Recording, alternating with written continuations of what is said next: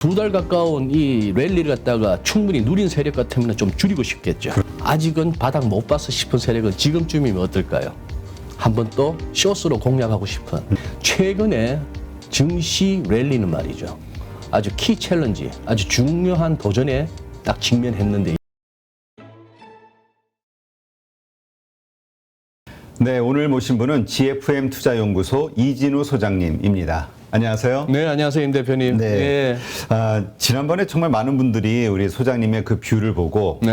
탁월한 그 분석을 하셨다, 감탄을 많이 하셔가지고 아유, 네. 네. 그 진행만 주로 하시다가 가끔씩 그런 것도 좀 보여달라고 요청하시는 분들이 상당히 많으시더라고요. 감사합니다. 예. 네. 오늘 마침 또 그 FOMC 네. 회의록이 공개가 됐죠. 예. 그걸로 인해서 나스닥이 어쨌든 조정의 빌미가 됐는데요. 네. 일단 그 내용들 뭐 다 뻔히 아는 거다라고 네. 얘기하는 분들도 있고 예. 좀 희망과 또 약간 두려움 이런 게 좀 섞여 있다 얘기하시는 예. 분들도 있는데 어떻게 보셨는지 좀 설명해 주시죠. 네, 제가 봐서는 뭐 딱히 새로운 것은 없었습니다.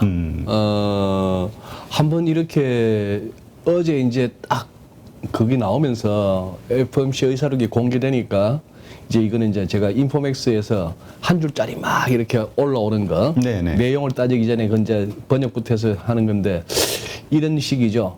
뭐 제일 아래쪽에 보시면은 연준 인플레이션 위험에 매우 주의한다. 이 얘기는 늘 했던 건데 그렇죠. 여기서 이제 조금 빨간색은 제가 보기에는 약간 뭐랄까요 황소 진영에서 좀 껄끄러워할 만한 반면에 이제 녹색으로 표시한 거는 그래도 좀 시장이 기대해 볼 만한 거 아니야 하는 건데 빨간색 보시면은 향후 회의에서 금리 지속적 인상 예상 뭐 그렇지만 이것도 우리 모르던 바 아니죠. 그렇죠. 뭐 연말까지 심지어 6월달 FMC에서 점도표는 내년에도 한 2번 더 올리는 거로 돼 있는 그런 상황이고 그다음에 이제 제약적 수준 이제 리스트릭티브 이런 표현을 쓰더라고요. 뭔가 좀 제약적인 그런 수준이나 인플레 회복까지 유지한다. 요 표현은 그거 같습니다. 시장 일각에서 금리 인상 끝나자마자 얼마 안 있어서 한 뭐 반년 정도 지나면은 다시 금리 인하 과거 패턴이 그랬으니까. 그렇죠. 그런데 지금 여기서는 좀 이번에는 올라간 레벨에서 인플레가 확실히 잡힐 때까지 자기들 말로는 2% 내려올 때까지는 쭉 가겠다 이런 내용이고. 그다음 요 대목입니다.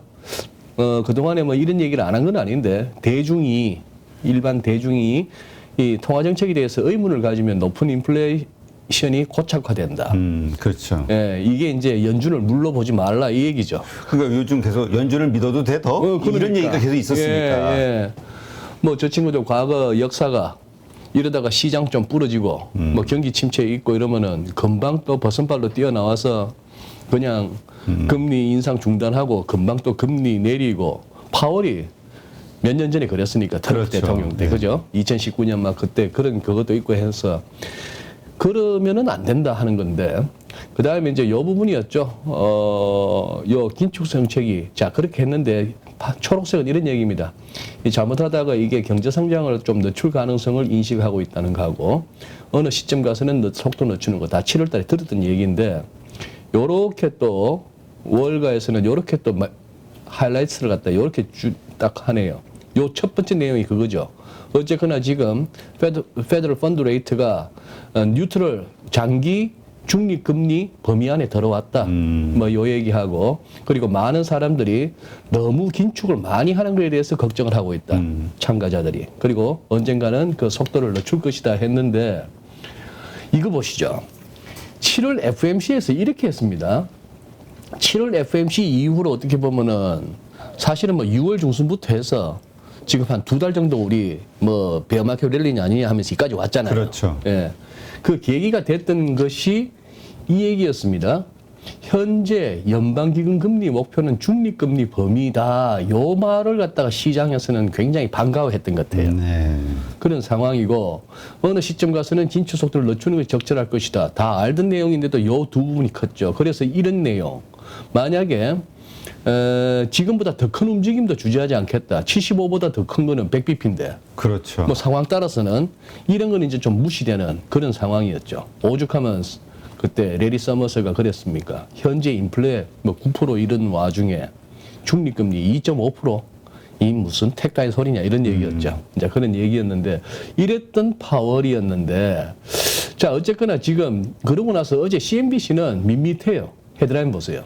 연준은 금리 인상이 좀 더 지속될 것 같고 언제까지 인플레이션이 substantially 아주 충분히 이렇게 좀 잡혔다 할 때까지 그런 얘기 뭐 밋밋한 헤드라인입니다.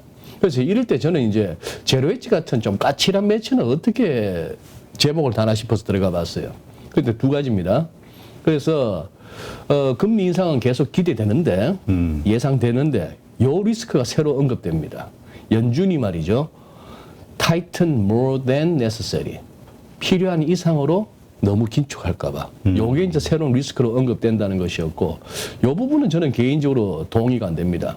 지금 파이낸셜 컨디션 금융 여건이 이미 충분히 아주 눈에 띌 정도로 긴축되어 있다 하는데 그랬으면 증시가 이럴 수가 없었죠. 그렇죠. 뭐 심지어 저 크레딧 시장이라고 하는 약간 그 정커본드 쪽에 이런 쪽도 막 가격 올라가고 수익률 내려오고 이럴 수가 없는 거죠. 긴축이라고 하면 이 부분은 조금 그거 합니다만 또 국내에서 제가 봐서는 뭐 페드 워처로서는 이 글로벌 모니터가 최고입니다만 일단 딱 나오니까 이렇게 잡았어요.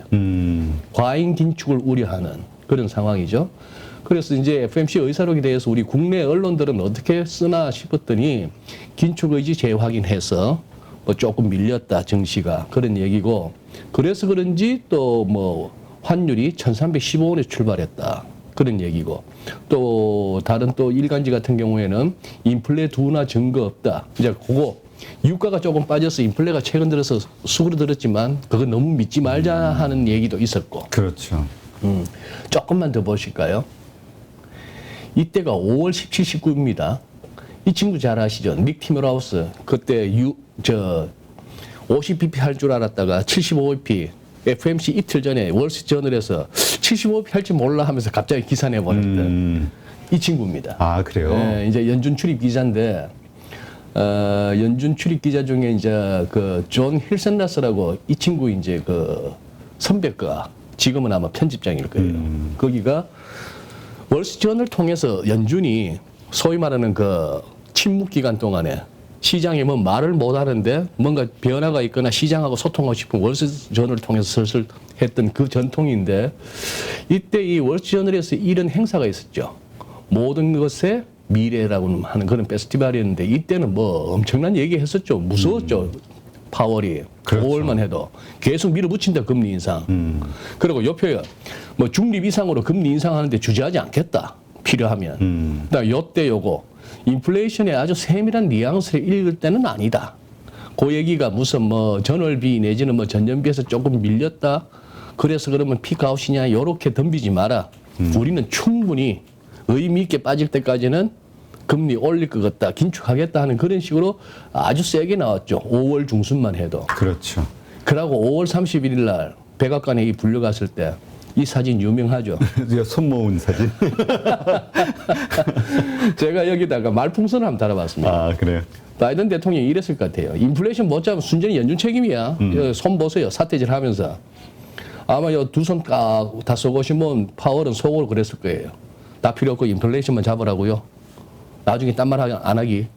그때 이제 옐런 장관이 속으로 그랬을 겁니다. 파월 동생 꼭 그럴 것이라 믿으면 나중에 다쳐. 그렇지. 정치인은 어떻게 해요? 그러니까 이런 상황이죠. 5월 말까지만 해도 이랬습니다. 그때 시장 흉흉했죠. 그러니까 뭐 100bp 얘기 나오고 막 그랬었죠. 막 그랬을 때죠. 네.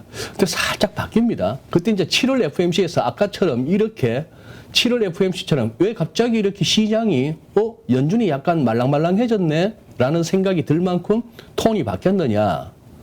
그래가지고 그때 마켓워치에서는 이렇게까지 썼어요. 연준의 파월이 도빗이 했냐 아니냐 헷갈린 거예요. 월가도. 그러면서 이때 페드 의장이 밥스 앤 위브스 이 표현은 그거 옛날 그 전성기 시절에 마이크 타이슨 이거 위빙 더킹 하면서 막 해서 들어가는 그런 것처럼 좀 왔다 갔다 한다는 느낌이에요. 왔다 갔다 한다는 느낌인데 요 계기가 이겁니다.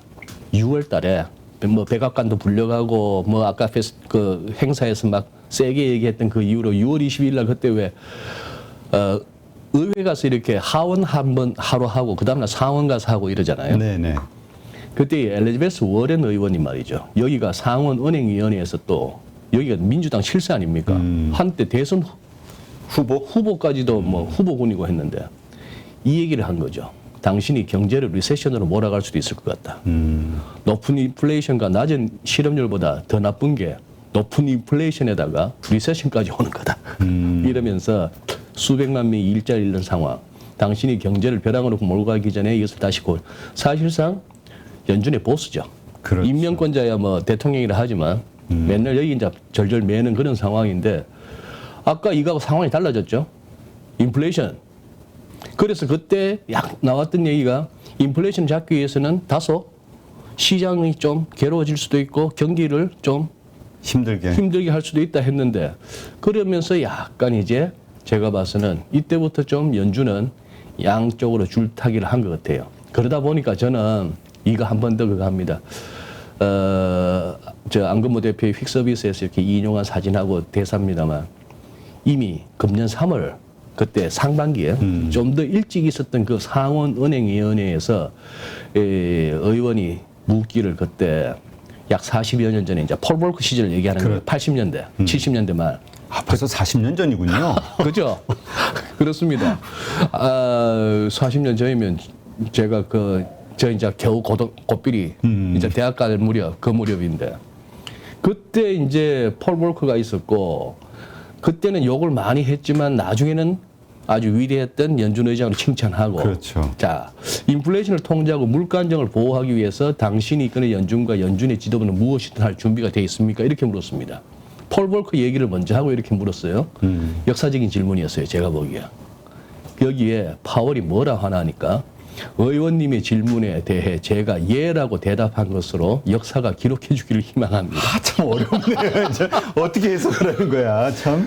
저쯤 되면은 나도 폴 볼커만큼 한번 해볼게요. 이 얘기입니다. 그렇죠. 네, 세게 한번 해볼 겁니다. 그랬더니 한 번 더 물어요. 진짜 물가 안정을 보호하기 위해 거리낌 없이 무엇이든 할 준비가 되어 있습니까? 했더니 한 번 더 예스 이러더라고요. 그랬더니 막 의원이 씨 웃으면서 그럼 지금껏 해온 것과는 달라지겠군요. 감사합니다. 지금껏 해온 거? 지금 뭐 잘해? 지금껏 해온 거 뭐 조금만 뭐 긴축하려 하다가 조금 이렇게 후달후달거리고 무슨 뭐 트럼프 대통령 때도 그때 금리 인하하라고 배짱도 없고 감각도 없고 막 이랬다가 중립금리 한참 멀었어요 하다가 금방 막 돌리고 뭐 이런 것들하고 좀 다르겠네. 이번에 한번 제대로 한번 인플레이션 한번 싸워보겠네. 감사합니다. 의원은 이렇게 했는데 모르겠습니다. 저것도 그냥 정무 감각이 뛰어난 파월의 임기응변식의 대답에 저 얼마나 멋진 대답입니까? 역사가 기록해 주기를 희망합니다. 아니 그냥 네 그렇게 해보겠습니다. 뭐 간단한 건데 참 이렇게 놀라운 레토릭이죠. 네. 변호사 출신답게. 그래서 저 말에 책임을 질 수 있을지 사실 궁금합니다. 근데 아까 말씀하셨듯이 조금 올리다가도 그 스톱을 했잖아요. 긴축하다 네, 그랬죠. 2019년인가요? 맞아요. 예. 그래서 사실 이번 내년 정도쯤에는 다시 그런 일이 반복되지 않겠냐가 좀 낙관적으로 보시는 분들의 뷰란 말이죠. 그렇죠. 기대감. 예, 그런 것 같습니다. 그런 것 같은데 지금 그래서 저는 사실 이러고 나서 FOMC 의사를 읽고 나서 시장 반응이 뭐 우리 대표님도 아침부터 쭉 이 방송을 하시고 같이 대담하시고 하셨으니 다 감을 잡으셨겠지만 어제 사실 보면은 이래요. 이거부터 보세요. 나스닥 보십시오. 이 5분 차트입니다. 이게 어제 시작할 때는 쿵 했어요. 네. 의사를 공개도 하기 전에. 이때 제가 한 293포인트였던가 전일 대비 그 정도 빠졌었다가 의사록 나오고 나서 튀었어요. 그러고 나서 그냥 원위치에서 오히려 시작할 때보다 조금 더 밀렸습니다. 다운은 낙폭을 많이 줄였죠. 많이 줄였는데 이 표현 제가 빌렸습니다. 요즘 우리 런던 고라니 우리 김희욱 씨가 자주 쓰는 말이죠. 떨주벌팔 떨어지면 줍줍하고 올라오면 팔고 뭐 발로 셀 하이죠. 예, 그건데 여기도 5분 차트에도 적용되네요. RSI가 이렇게 과매도 국면에 오고 이렇게 해서 다이버전스 나오면은 한번 사보고 이쯤 가서 과매수 국면이다 싶고 또 다이버전스 나오면 던지고 이러니까 이 단타하는 사람들은 하루에도 몇 번씩 하죠. 그렇죠. 예. 근데 모든 개인들이 그렇게 갈 수 없는데 그래서 저는 보니까 이겁니다. 큰 그림으로 봤을 때는 나스닥은 이거 넘어가도 돼 이겁니다. 금년 들어서야 아직은 단기라고 이렇게 살짝 얘기를 해야겠죠. 단기가 될지 장기가 될지 모르니까. 이게 진정한 바닥이었다면 이거 뚫으면 그냥 이젠 올라가다 조정 이거겠고. 그렇죠. 지금 여기서 베어마켓 랠리가 이 정도에서 막히거나 조금 더 가서 절반 돌리면서 200일선에 부딪히면서 밀리면은 또 이제 새로운 게임이 되는 거고. 그런 상황인데 이미 조금 이제 과매수 국면이죠. 과매수 국면이고 요것도 보시죠. 요즘에 200일선 얘기 많이 하죠. 그 200일선이 무슨 의미가 있나요? 그게 그렇더라고요. 우리 왜 흔히 우리는 그러지 않습니까? 그냥 초단기로 그냥 5일선. 5일선이 월화수목금. 그렇죠. 5일, 10일 요 정도 보더라고요. 5일 그다음에 21선. 예. 21선을 이제 또 기술적 분석가들 사이에 주추세선 하는데 20일 같으면 거래일 기준으로 하면 한 달입니다. 그리고 이제 60일선. 그럼 뭐 120일, 뭐 이렇게 200일, 240일 그렇죠. 가는데 월가에서는 유난히 50일, 100일, 200일로 끌어서 보더라고요. 아, 그래요? 그러면서 저걸 갖다가 알고리즘 같은 데다가 입력을 하니까요. 200일선쯤 오면은 저항이 됐건 지지가 됐건 거기서는 뭔가 액션을 취하는 거예요. 이미 들고 있다가 충분히 올라와서 200일선쯤 오면 차익 실현을 하고 싶다라든지 이게 뚫리면은 추가로 매수한다든지 아니면 숏을 쳤다가도 200일선 열리면은 숏커버 하면서 손절한다든지 이런 어떤 조건들이 많이 들어가더라고요. 여기서 다른 이동평균선 다 제외하고 까만색은 S&P 500 일간 차트에다가 코로나 때 쿵 그리고 이만큼 왔다가 지금 이가 아닙니까? 200일선 한번 꺼봤더니만 상당히 이제 크리티컬한 데 왔죠. 크리티컬한 데 왔는데 이게 이 200일선을 요즘 제가 뭐 몇 주째 이 200일선 공방이 어떻게 될까 했는데 저만의 얘기가 아니고 이게 어제 저녁에 마켓워치의 기사입니다. 최근에 증시 랠리는 말이죠. 아주 키 챌린지, 아주 중요한 도전에 딱 직면했는데 이게 S&P 500 같은 경우에 200일 이동평균선을 뚫을 수 있을 것인가 말 것인가 이 얘기입니다. 사진 하나 올려놓은 것도 보세요. 길막힘. 뭐 이런 식으로 했는데 또 하나 이런 거죠. 이 RSI의 의미는 아시잖아요. RSI가 보통 이제 책에서는 70 이상이면 과매수, 30 아래는 과매도. 거기서 이제 조금 더 확신을 갖기 위해서 이제 설정을 80이나 20으로 하기도 합니다만 어쨌거나 이 과매수라고 할 만한 레벨에 올라온 게 작년 11월 12월 작년 연말 이후 처음인 거예요. 근데 실제 한번 보시죠. 보시면은 이 과매수 국면에 접어들었다라고 하면 어떤 타이밍의 문제지 결국은 밀립니다. 이 과매도 국면에 오면 결국은 또 살만해요. 네. 어정쩡한 데 들어가면 이제 마음고생이 심한데 이런 극단적인 과매도나 과매수 국면에서는 포지션을 잡으면은 좀 견딜 수가 있죠.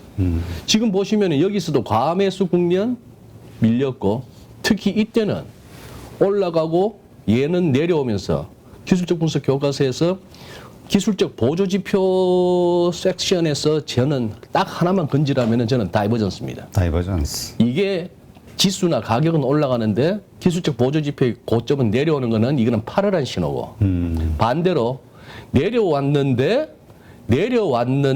이렇게 저점은 올라가면 이거는 사달라는 신호고. 네. 그런데 이거는 제가 봐서는 거의 틀림이 없습니다. 그런데 지나간 얘기는 다 시원시원하게 잘하죠. 그렇죠. 요게 이제 문제죠.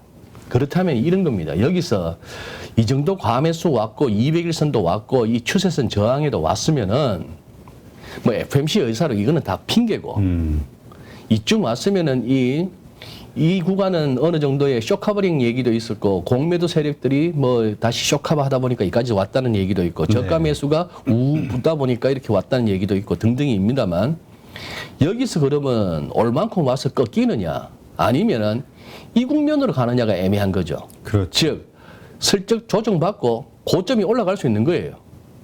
고점이 올라갈 수 있고 슬쩍 내려오는 사이에 얘도 조금 내려왔다가 다시 또 올라가고 하는데 기어이 이 과정을 만들고 끝날 것인지 아니면 바로 끝날 것인지를 모르는 그런 상황인데 그러나 지금쯤은 어떻게 이 한 2달 가까운 이 랠리를 갖다가 충분히 누린 세력 같으면 좀 줄이고 싶겠죠. 그렇죠. 그리고 혹시나 아직도 이렇게 여러 가지 이유로 아직은 바닥 못 봤어 싶은 세력은 지금쯤이면 어떨까요?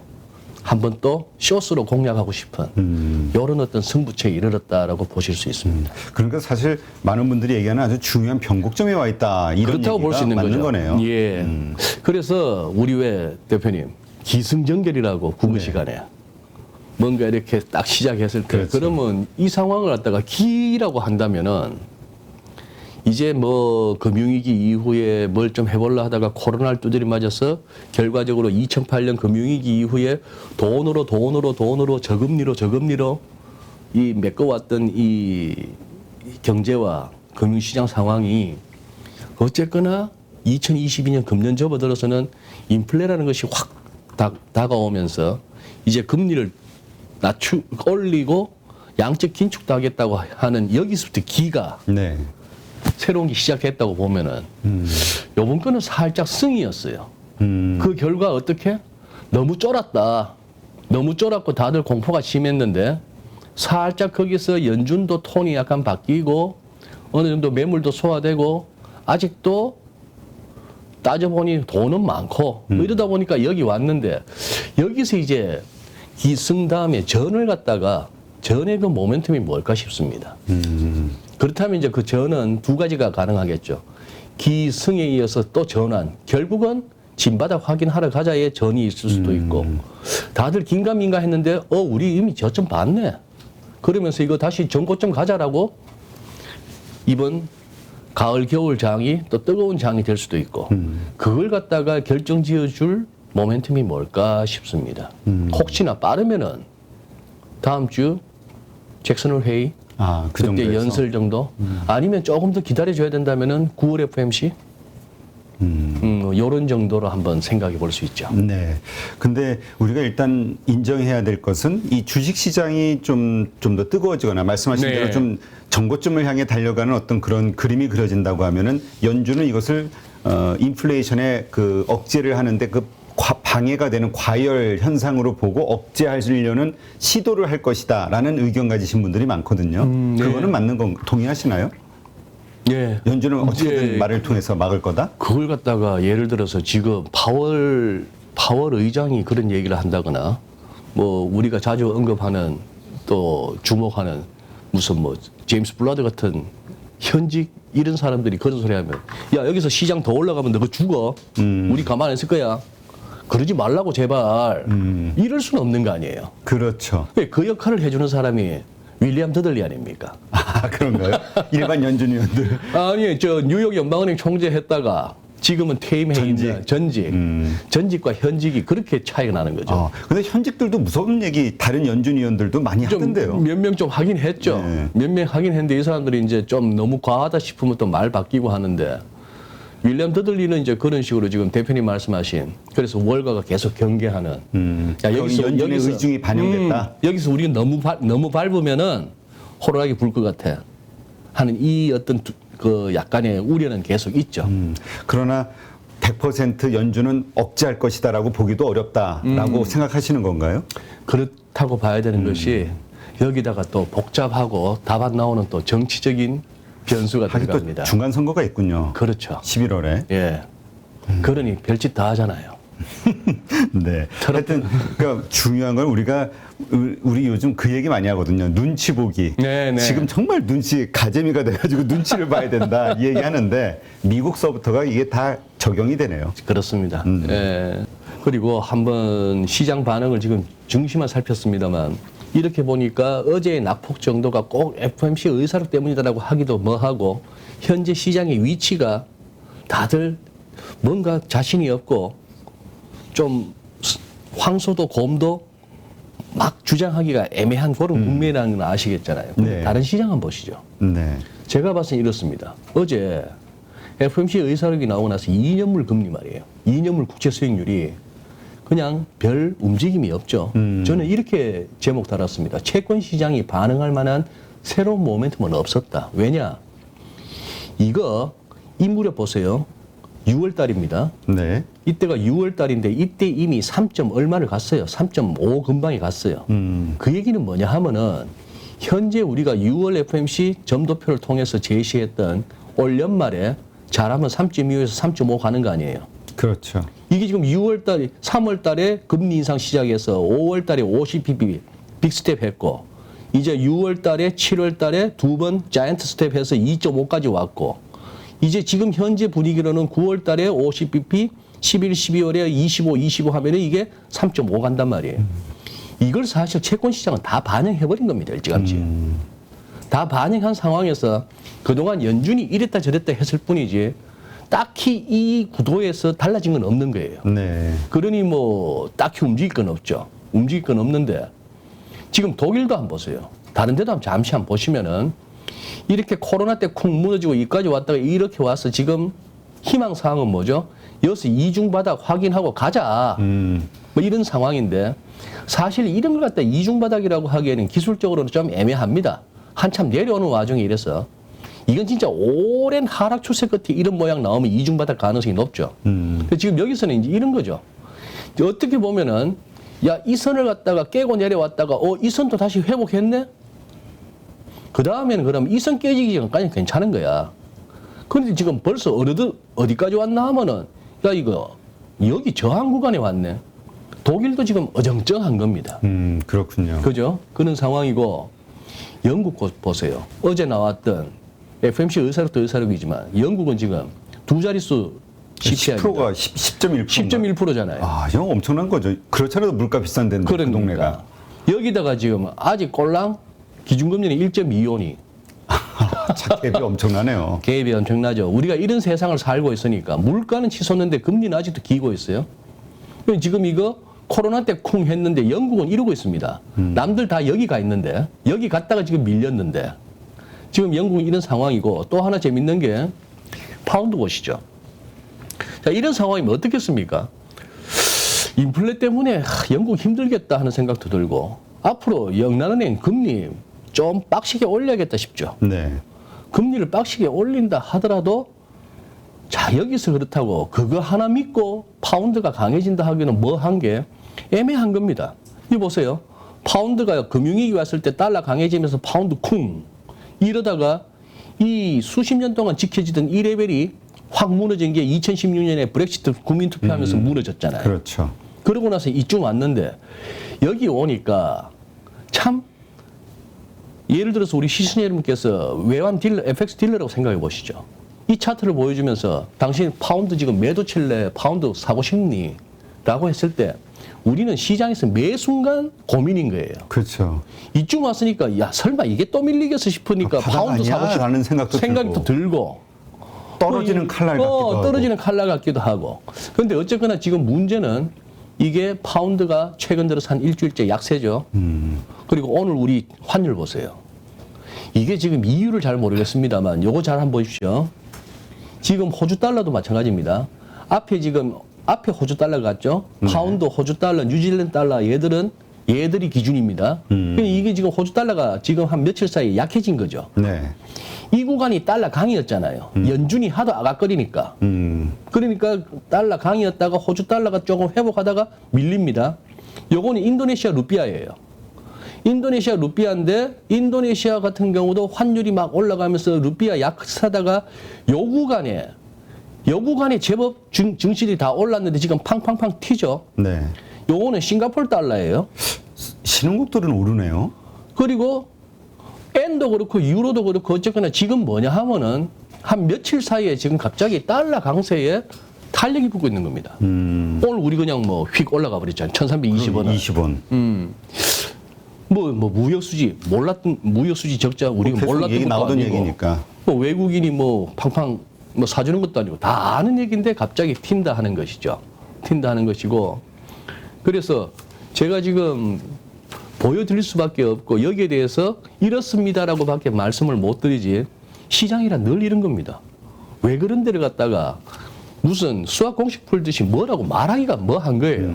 그러니까 복잡다단한 거죠. 복잡다단한 거죠. 이해관계가 전부 예. 설켜서. 그러나 한 가지 현상은 뭔지는 모르겠는데 지금 며칠 사이에 달러가 그동안 한 달 남짓 달러가 약해지면서 증시가 힘을 받다가 달러가 또 강해지네 하는 이런 어떤 상황은 되는 것이죠. 네. 그렇군요. 그러니까 하여튼 이건 이제 좀 지나보면 이게 일시적인 어떤 현상인지 네. 아니면은 어떤 우리가 모르는 어떤 펀더멘털적인 어떤 이상이 생긴 것인지 네. 이게 드러나겠군요. 그렇습니다.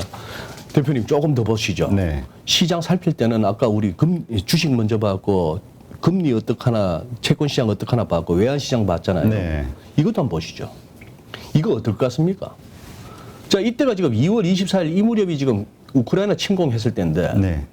이거보다 지금 약 한 달 전 레벨로 내려와 있어요. 아, 그러네요. 유가가 브렌트유가 뭐 저는 막 이렇게 한번 봅니다. 뭐 이 사이에 세부 파동이 어떻든 간에 뭐 1, 2, 3, 4, 5가 됐건 어떻게 간에 돌았으니까 한번 찍어봤더니 이번 이 유가 랠리에 조정이라 할 만한 레벨은 살짝 물고 갔지만 어쨌거나 여기가 확실히 깨졌는지 안 깨졌는지 모르겠습니다만 여기서 그냥 유가 더 추락해서 아닌 게 아니라 60불대로 가든지 CT가 말하듯이 아니면 이쯤에서 다시 돌 수도 있는 건데 이거 보십시오. 여기가 하이탐 알 가이스라고 하네요. 이번 며칠 전에 이제 오펙 사무총장 된 쿠웨이트 사람입니다. 쿠웨이트 사람인데 오펙 사무총장이 하는 말이 하이리스크래요. 올 스퀴즈. 이런 위험이 크다는 겁니다. 왜? 지금 다들 최근 들어서 유가 하락 원인 중에 중국이 요즘 뭐 그러니까 경기가 상당히 안 메가리가 좋은 것 없어서 같아요. 중국발 수요가 없어서 이렇게 하는데 지금 이 양반은 뭐라고 얘기하냐면 수요 자체가 불리하다는 거예요. 원유 수요는 여전히 강한 가운데 잘못하면 이 오일이 스퀴즈 난단 말이에요. 공급이. 거기다가 자기들 또 엄살을 부리더라고요. 우리 오펙 쪽에 추가 증산할 만큼 그 캐파가 넉넉지가 않아요. 이런 얘기도 어제 했고 또 하나 이거 CNBC는 또 이렇게 어제 또 달았습니다만 우리 오펙 욕하지 말라고. 응? 이 인플레이션 치솟는 걸 갖고 우리 오펙 욕하지 말라고. 왜냐? 너희들 너무 언더 인베스트먼트잖아. 이 오일 쪽하고 가스 쪽에 투자를 안 하잖아, 서구가. 이런 얘기죠. 그렇죠. 왜냐면 화석연료라고 해서 신재생 에너지 쪽에 네. 집중하고 있으니까. 그래 놓고 왜 우리 보고 그러냐, 이런 얘기죠. 그랬더니 바로 또 어제 나온 기사가 이거 아닙니까? 네? 바이든이 역사상 최대 규모의 해양 석유하고 가스 시출을 허가를 했다는 거예요. 네. 요거는 그거하고는 조금 다르게 그 뭡니까? 인플레이션 뭐 리덕션 액트인가? 그거 이제 법안 서명하고 나서 조 맨친한테 이제 사인한 만년필 기념으로 갖고 가라고. 당신이 도와줘서 고맙다고. 옆에 또 척 슈머 상원 원내대표는 아이고 신났네요. 예, 이러는데 참 어디나 동서고금을 막론하고 이들의 쇼는 대단한데 왜 이 짓거리 했다가 아까 그 슬라이드 다시 보여주시죠. 취임하자마자 제일 먼저 했는 게 트럼프 때 그렇게 원유 수출국이 되고 세계에서 제일 많이 원유를 생산하는 그 빵빵했던 미국에 이 캐나다로부터 이 들어오는 이거 파이프라인, 키스톤 파이프라인 막아, 공사 중단해라고 하면서 무슨 뭐 신재생이니 친환경이니로 밀어붙이던 양반이 이제 똥줄이 타는 거죠. 그러니까 이게 지금 우리가 계속 이야기되는 게 영국이 작년에도 그랬었죠. 네. 신재생 에너지가 생각보다 효율이 안 나와서 기후 변화 때문에. 바람이 안 불어서 풍력 안 돼, 네. 해가 안 떠서 뭐. 그때 뭐 100m씩 막 그 네. 가스오일 그저 맞아요. 거기 충전 거기 뭐죠 석유 사는데 그 뭐라 그래요? 거기 막 줄 선 거 차들. 예. 그런 걸 봤는데 그저께까지만 해도 무슨 라인강에 지금 뭐 수위가 40cm 밑으로 떨어졌네. 그러고 나서 뭐 영국도 조만간에 런던에 수백만 명이 식수 제한을 받네. 이런 기사가 그저께까지 나오다가 어제는 또 영국하고 프랑스 또 폭우 때문에 지하철이 또 잠겼다면서요. 이게 도대체가 기후가 그러니까 신재생 에너지 이게 우리가 너무 이 지구를 병들게 했다. 신재생 에너지 그러니까 이런 게 다 연결되면도 논리적으로는 맞는데 이게 문제는 효율. 맞아요. 맞기는 맞는데 그렇다고 또 갑자기 그 효율도 그렇고 경제성도 그렇고 그렇죠. 이런 부분에 있어서 그걸로 해서 나머지는 깡그리 무시 이것도 좀 웃기죠. 그러니까 이 수급과 공급 타임 스케줄을 잘 정교하게 했어야 되는데 너무 신재생 쪽에 우리가 환상을 가졌던 것 같아요 과거에. 맞아요. 예, 좀 그런 부분이. 근데 사실 지금 한다 해도 저게 좀 약간 쇼라고 볼 수 있는 게 제가 생각하기에는 이제 시추 허가가 했으면 그 하는데 몇 년 걸리잖아요. 그러니까요. 그럼 그때는 예. 오히려 이제 가격 하락의 요인이 될 것 같기도 그럴 수가 하거든요. 있는 거고. 그렇지만 이제 어쨌거나 오펙 사무총장이 어제 이제 기사에 이렇게 올라왔던 거는 제가 받은 느낌은 오펙 쪽은 여기서 유가가 더 떨어지는 건 싫다는 뉘앙스가 충분히 느껴지죠. 그리고 그렇죠. 아마 제가 보기에는 원자재 커머디티 쪽에 전반적인 농산물 시장도 마찬가지였고 처음에 뭐 우크라이나 전쟁 터졌다니까 그 시장도 투기 세력들이 장난 아니거든요. 그렇죠. 바글바글 달려들었을 거예요. 달려들었다가 이제 다 털고 나오니까 그냥 고점 대비 뭐 30%, 20%뭐 이러면서 막 밀려나서 그렇게 해서 이제 전월비 인플레이에 이제 좀 좋은 영향을 미치곤 했습니다만 또 지금쯤 레벨이면은 또 근질근질할 겁니다. 그렇죠. 한 번 더 해먹어. 다시 사야 돼? 다시 한 번 더 해먹어. 이런 생각.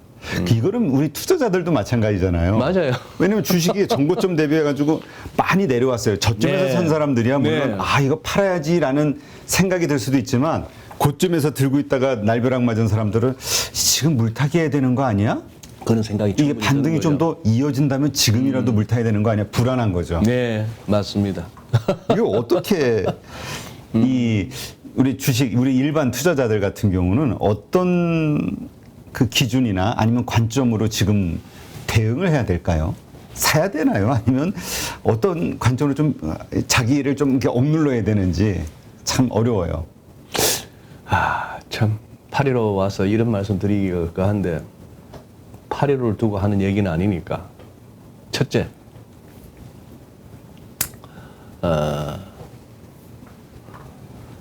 저기 뭡니까 특히 대형 유튜브일수록 많은 사람이 썸네일이 아주 뭐 섹시하면은 많이 보잖아요. 그렇죠.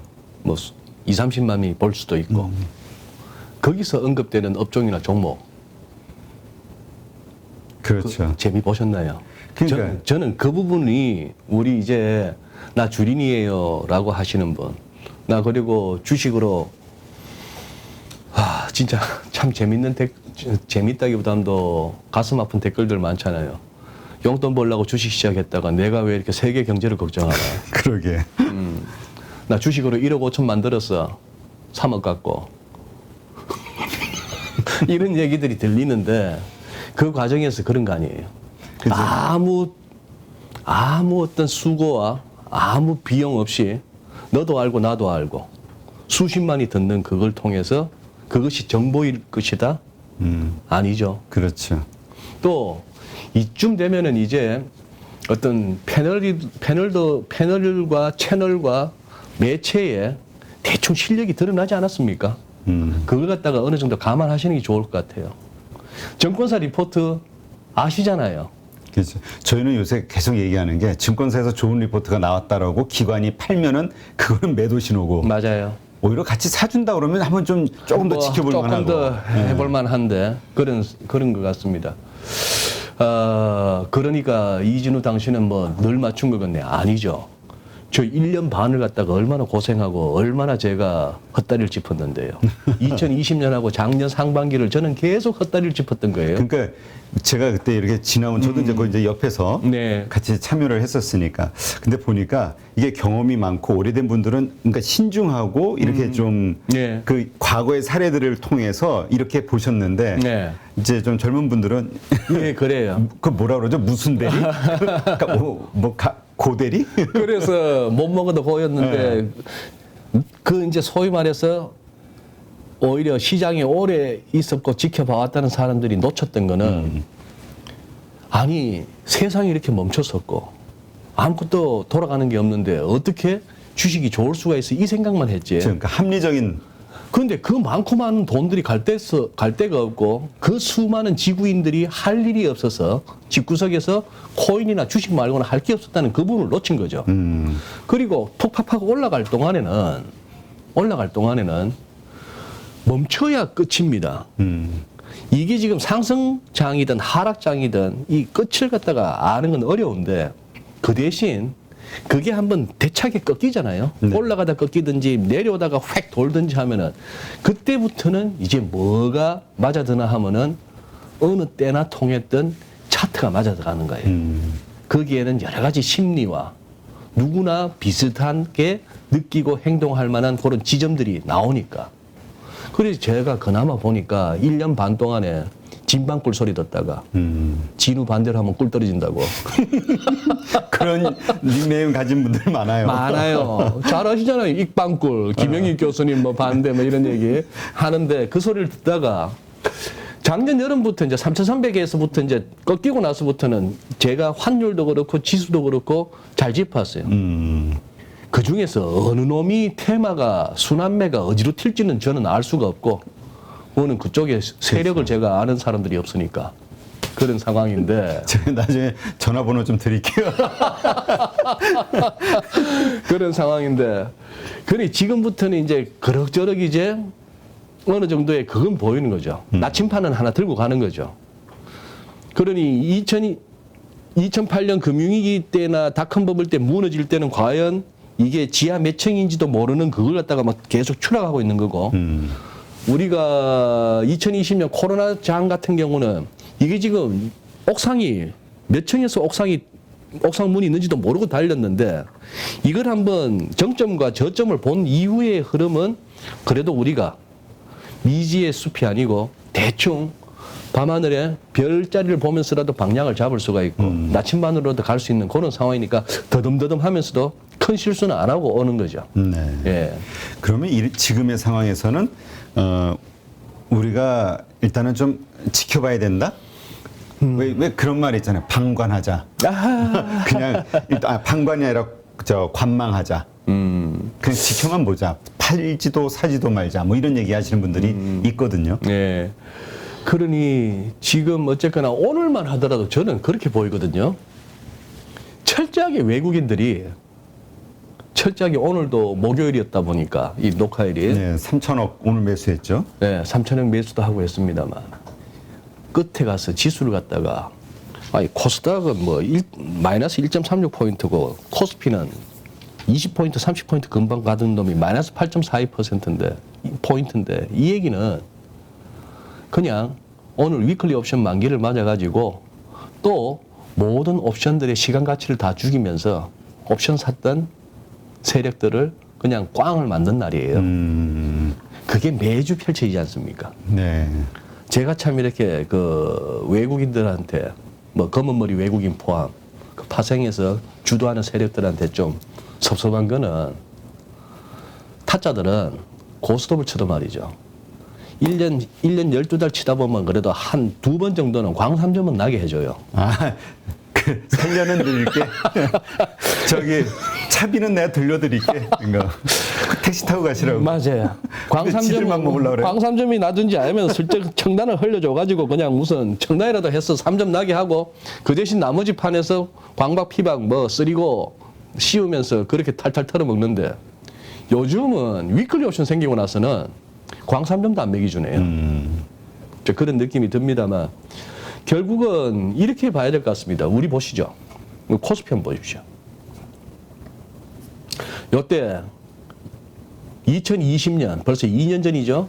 작년 단인 재작년 11월 한 달 동안에 삼성전자 하이닉스 바짝 땡겨갖고 지수 땡긴 거 보세요. 이때 외국인들 아닙니까? 아, 그렇죠. 그죠? 그러고 나서부터 우리가 어떻게 됐습니까?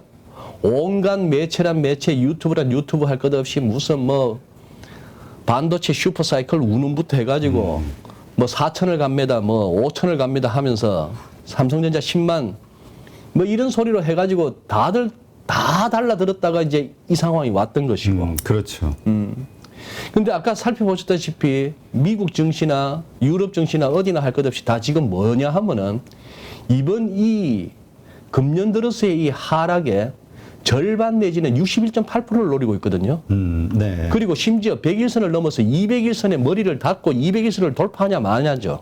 근데 우리는 지금 아직도 100일선입니다. 아, 그러네요. 이 100일선이 2,550인 거예요. 이 2,550을 갖다 아직까지 못 올라서고 있는 겁니다. 그러니 지금으로서는 거기다가 어느덧 보세요 이거 이렇게 해서 늦어지는 와중에 RSI는 이런 것들이 나오니까 한번 사봤더니만 얻어 걸렸어요. 확 왔어요. 네. 확 왔는데 어느덧 조금 조심해야 되는 레벨 왔죠. 그러나 이거 더 가도 되는 겁니다. 더 가도 되는 위치인데 이 부분을 갖다가 지금 우리가 알 수가 없는 거죠. 알 수가 없는 상황 하에서 그러다 보니 계속 종목만 돌아다니는 거고. 그래서 이제 종목 장세라고. 종목 장세라고 하는 거고. 그 대신 또 뭐죠? 우리 이선엽 부장께서 만드신 신조어 태조 이방원. 이선엽 부장이 만든 이선엽 거예요? 부장께서 만드셨다 하더라고요. 그러니까 태조 이방원이라는 얘기가 처음 이렇게 회자됐을 때만 하더라도 뭐 태양광이든 2차 전지든 뭐 조선이든 그 중에 대표 종목들을 갖다 잡았더라면 짧게 좋았잖아요. 근데 또 뭡니까? 이 태조 이방원이 일간지하고 공중파에서까지 다뤄졌어. 자막 처리될 정도면은 다 퍼졌네요. 안드로메다에서도 아는 거예요. 그러니까 이제 이럴 때 이제 사는 진짜 그 초보분들이 몰려들 때 이제 가지고 있는 사람들은 이제 이익 실현하는. 저 참 이제 다시 제도권 돌아갈 일 없다고 정말 말 편하게 하는데 생각해 보세요. 거래소에서 BBIG 하면서 종목까지도 가르쳐 주고 그러고 나서 각 금융투자업계에서는 또 BBIG ETF 만들고 그게 뭐였습니까? 시큰 그만큼 달렸던 걸 어질어질할 정도로 올랐던 그걸 갖다가 또 BBIG라는 새로운 패러다임을 만들고 붐을 만들어서 ETF까지 해서 그 숱한 개인들의 돈으로 이거 챙겼던 선수들 다 털고 나가는 이 원리를 갖다가 아셔야만이 큰 변곡에서 잔잔한 파동은 견디시면 원위치 와요. 먹고 빠져나올 수가 있고. 네. 그런데 문제는 아까 이렇게 보시다시피 정말 몇 년을 기다려야 되는 그런 변곡점에서 낚이시면 안 된다는 거죠. 근데 지금 같은 경우는 애매합니다. 지금 예를 들어서 매수를 했다가 지금 매수를 했다가 그러나 지금 이렇게 보시는 거죠. 다시 한번 보시죠. 다시 한번 보시면은 아까 코스피 같은 경우는 이렇게 보이는 겁니다. 지가 놀아도 이 안에 아니겠어? 열면은 또 어떻게 되겠어? 여기까지는 트라이 해볼 수 있는 거 아니겠어? 이런 어떤 정도의 접근이 가능하죠. 네. 예. 여기서 무슨 뭐 방장 여기 지난번 봤던까지 무너진다? 이러려면은 또 지금까지 우리가 회자되었던 악재 이상의 뭔가가 나와야 되는 거고. 또 하나 이것도 한번 생각해 봅니다. 이게 마침내 가려면은 딴 거 있습니까? 이게 가져야죠. 그렇죠. 이게 가져야 되는데 너무 많죠. 매물이. 제가 봐서는 이게 예를 들어서 외국인이 됐건 뭐가 삼성전자가 실적이 앞으로 좋아진다든지 무슨 뭐 새로운 어떤 청사진을 제시한다든지 뭐 그렇게 해서 회사의 향후 가장 기본적으로 접근하는 그런 측면에서 좋아 보이는데라고 했어도 이걸 갖다가 덜 올려서 이 위치에까지 간다는 것이 만만찮아 보이잖아요. 엄청난 자금이 필요하다. 엄청난 자금이 필요하고 시간이 걸릴 것 같단 말입니다. 그러니 또 생각할 수 있는 게 뭡니까? 여기도 쪼개야 되나? 여기도 또 쪼개야 되나? 분할해야 되나? 뭐 이런 생각을 해보는. 그러니까 호재를 인위적으로 만들어서 뭐 그렇게도 한번 생각해 볼 수 있는 무상증자. 무상증자든 뭐 물적 분할이든 뭐 그런 거. 그게 슬금슬금 지금 현대차 그룹에서도 그런 약간 가능성이 보이는 뉴스들이 나오고 있죠. 네. 뭐 그런 상황인 것 같습니다. 코스닥은 830대부터 일단 안착을 해줘야 되는데 여기가 이제 누르고 있죠. 위클리에서 이 기준선 830 근방이 이제 누르고 있는 그런 상황입니다. 네. 알겠습니다. 그러니까 결국 아까 말씀하셨더니 또 우리가 미국 시장의 영향을 안 받을 수는 없는 안 받을 수가 거니까 없는 거죠. 우리는 들어올랐다 해도 다 많이 충분히 오른 네. 미국이 더 가냐 아니면 조정받느냐에 따라서 우리도 여기에서 움직여질 수 있는 거니까 그렇다고 봐야 될 것 네. 같습니다. 그러니까 이런 지표들이 서로 뭔가 조금 강한 쪽을 보고 싶어. 그러니까 상승 낙관적인 면을 보는 분들에게는 또 근거가 되고 비관적으로 보는 분들에게도 또 근거가 되고. 그러니까 이게 참 어려운 것 같아요. 이 두 심리가 부딪혔을 때 어떤 결과가 나올까. 근데 대표님, 저는 부르셔봐야 대표님 수고하시고 우리 8.15 직원분들 고생하신 거에 비해서 조회수 안 나와요. 조회수 나오려면 어떻게 하시냐면은 종목 잘 보시는 분들 해가지고 썸네일에다가 이 세 종목이면 인생 역전? 저 리딩방에서 그런 거 나오던데. 뭐 노후 해결 요 세 종목이면 뭐 요런 걸로 그렇게 가셔야지. 저같이 뭐 이런 답답한 얘기 답도 없는 얘기 하면은 근데 저희가 근데 이제 저도 이거를 하면서 처음에는 이제 그냥 이렇게 정보를 전달해주는 네, 이제 역할을 하다가 예. 어느 순간부터 이렇게 약간 책임감 같은 게 생기더라고요. 그래서는 이제 좀 자체적으로 브레이크도 네. 좀 예. 만들려고 하고 항상 저희 모토가 의심하고 의심하자. 그래서 뭐 나도 못 믿겠는데 누굴 믿어? 그리고 맞습니다. 항상 예. 발등은 믿는 도끼에 찍히는 거야. 그러니까 맞아요. 내가 한번 이렇게 신뢰를 갖게 된 분이 하는 말은 무조건 듣게 되잖아요. 이런 것들을 조심하자. 조심해야 됩니다. 네, 이런 얘기를 많이 하거든요. 갓수열에서 갓댐 수열 금방 된다니까. 맞아요. 그래서 이제 네. 요즘 저희가 하는 거는 고민하고, 그러니까 우리가 어떤 그 전망이 됐든 아니면 종목에 대해서 이제 분석할 때 네. 결과에 집중하지 말고 그런 결과를 도출해내는 그 과정과 네. 그 과정과 이유에 대해서 좀 집중을 해서 공부 학습으로 삼자 이런 얘기 많이 근데 하거든요. 이제 일반적으로 우리 대부분 이제 개인 투자자분들 같은 경우는 그런 거죠. 야, 들어도 어렵다. 그러죠. 그러니까 자꾸 결정을 해주길 바래요. 들어도 어렵고 그래서 어떻게 될 건지를 갖다 너도 모르네. 당연하죠. 이 답 없는 여기서 그래서 늘 이제 전문가들이 빠져나가는 그게 그거 아니에요. 설명이 안 되면 선반영 내지는 피크아웃 해버리고 아니면은 무슨 예측보다는 대응입니다. 이런 식으로 빠져나가는데 그러다 보니까 이제 자꾸 원하시는 게 그거예요. 누가 월 한 몇십만 원 내지는 몇백만 원 넣어주면 종목 가르쳐주는 거 편하거든요. 그렇죠. 아니면은 뭐 돈 안 드는 유튜브 중에서 종목 몇 개 이렇게 썸네일이 올라와 있는 거 그거 보고 디립다 사는 거 이게 편하니까. 근데 돈은 편하게 벌 수는 없잖아요. 맞습니다. 예. 고생을 해도 안 벌리는 게 돈인데 더군다나 남의 돈, 내 돈을 갖고 있겠다는 건데 내가 10배를 갖다가 얻어 걸려갖고 10배가 났는데 몇 달 사이든 1년이든 그러면 그거 갖다 내가 팔아넘긴 저 사람은 몇 년을 고생해야 되는데 우리 이 잔혹한 세상을 살고 있습니다. 그래서 원래 이쪽 판이 그런 판 아니에요? 너무 이렇게 또 고리타분한 얘기 한번 해볼까요, 대표님? 하지 마세요. 네. 해주세요. 아니야. 아니에요. 해주세요. 농담이에요. 그런 거입니다. 예를 들면 그거죠. 연간 영업이익 1,000억 나는 회사가 주가가 5만 원이라 합시다. 뭐 시총이 얼마가 됐건 간에. 근데 그 다음 해에 1,100억이 됐어요. 이익이 10% 늘었습니다. 그렇다고 주가를 갖다가 5만 5천 원 가자 하는 건 좀 아쉽죠. 근데 이 고생하는 건데. 그렇죠. 그럼 뭐 5만 8천 원, 6만 원 갈 수 있는 거예요. 그런 정도로 해서 뭐라고 할까? 그냥 잠겨 있고 자고 있을 돈이 뭔가 생산적이고 활동적인 곳으로 가서 부가가치를 창출하는 거 아니에요? 네.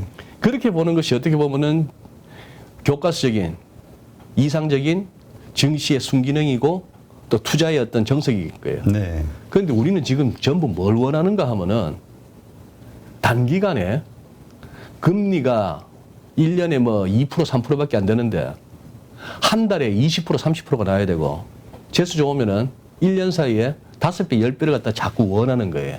그렇죠. 예. 그러니까 그 급하게 돈을 많이 그러니까 빠르게 많은 돈을 벌려고 하는 마음, 급하게 돈을 벌려고 하는 마음이 결국 실수를 하게 만드는 거 그렇습니다. 아니냐. 예. 그리고 그런 펀더멘탈이나 이런 게 중요한 게 아니라 이러저러한 이유로 그렇게 급등할 것처럼 보이는 주식을 찾아다니다 보니까 우리가 자꾸 거기서 돈을 잃는데 맞아요. 암만 얘기해도 처음에는 이런 식으로 해도 삼성전자로 시작을 해도 나중에는 테마주를 쫓아다니게 되는 그렇습니다. 이 예. 시장. 예. 이게 참 어려워요. 이 사람의 욕심을 한다는 게. 예. 우리 PD부터 우리 여기 2년 전에 입사하면서 한 1년 8개월, 9개월 전에 입사하면서 삼성전자로 탁 하고 존니 대표님 탁 오면 사진 찍고 팬입니다. 네. 펀드 들겠습니다. 이러더니 테마주로 가가지고 방황을 하기 시작하더니 지금 원금 30% 남았다는. 네. 아유, 그러니까요. 얼마 전까지도 그 무상증자 이슈 노터스 쫓아다니다가 그러니까 이제 이런 모든 과정을 겪고 나서야 이제 깨닫는 거예요. 아, 처음에 했던 그 원칙대로 그때는 그래도 수익률이 네, 좋았으니까 1년에 18%가 됐든 10%가 됐든 그러니까 제가 임 대표님을 갖다 이제 안 지도 몇 년째 됐습니다만 확실히 관상은 과학이네요. 무슨 저 임 말씀이세요? 대표님 처음 봤을 때 좀 그런 게 보이거든요. 요건 약간 사짠데 싶은 사람이 보이는데 임 대표님은 아니셨어요. 그리고 지금 이거 8.15를 갖다 지금까지 이렇게 운영해 오시고 키워 오시는 가운데에서도 제가 보기에는 사자 냄새가 아직 안 났어요. 조만간 정말 조만간 우리 저 이진호 소장님의 기대에 부응하기 위해서 조만간 제가 아유, 오늘 이 정도 하시죠. 네, 알겠습니다. 네, 하여튼 이 많은 분들이 참 고민이 되죠. 현재 시점. 네, 이 고민의 지점 네. 함께 다시 한번 고민해 볼 수 있는 여러 지점들. 네. 그리고 그러한 결론을 스스로 한번 네, 내려보시는 거 필요한 지점이 아닐까 싶습니다. 오늘 좋은 인사이트 함께 해주신 이진호 소장님 고맙습니다. 네, 감사합니다. 누구나 1시간 안에 200개 종목에서 좋은 종목을 고를 수 있는 그런 능력을 배양할 수 있도록 제가 도와드리려고 그렇게 하고 있습니다.